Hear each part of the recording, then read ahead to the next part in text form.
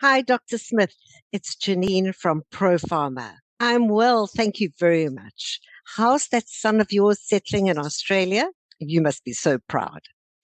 So, today I'd like to talk to you about stubborn psoriasis. You know how you have a patient with a bit of psoriasis, say the back of her hair, and she's always scratching and there's dandruff all over the place, and you prescribe treatments and they work brilliantly for 5 minutes. And then there's another flare up and it's even worse. And she scratches until it bleeds and gets infected. Well, I have something for you. It's called Sorgo and it's the bomb.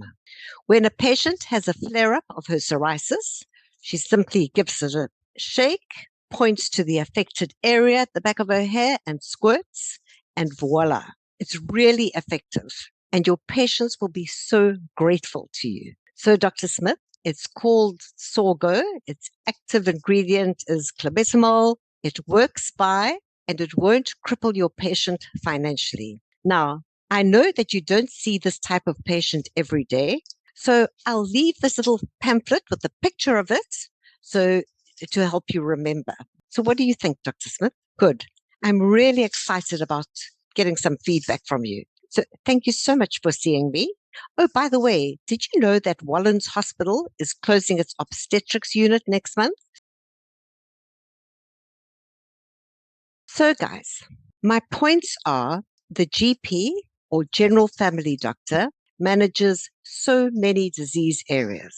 He manages, off the top of my head, cardiology patients, psychiatry patients, coughs, colds and fevers, asthmatics, diabetes, care of the elderly or geriatric patients, asthmatics. He doesn't want to be bored to death with science in all these areas. He wants clear, straightforward messages. He wants someone he knows and trusts, someone he's familiar with, and who's familiar with him and his practice. Our primary goal with our GP is to establish a relationship. That's our primary goal. And our next goal is to get him to use our product on just one patient.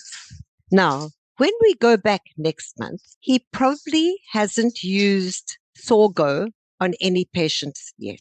Possibly he's forgotten all about it. We remind him. On our next call, we may use a brilliant trial clearly, and which we outline clearly and concisely, or we tell him about a success story with our product, or mention a dermatologist that he knows and who uses our product, or we show him an interesting article on psoriasis. If he prescribes it and has a problem, then we are in luck.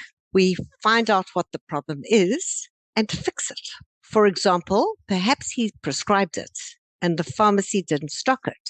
Then we know exactly where we're going to go next and what we're going to do. And if we solve this problem, our relationship with him will be even stronger. And if we can get him to use it just once successfully, he will use it again and again and again. So we may start very slowly, but the curve will be exponential. So to summarize, number one, don't bore him to death with science and dry stuff. Don't bore him by talking about ourselves and our academic prowess. Number two, we must build the relationship. And number three, aim to get him to use our product successfully on one patient.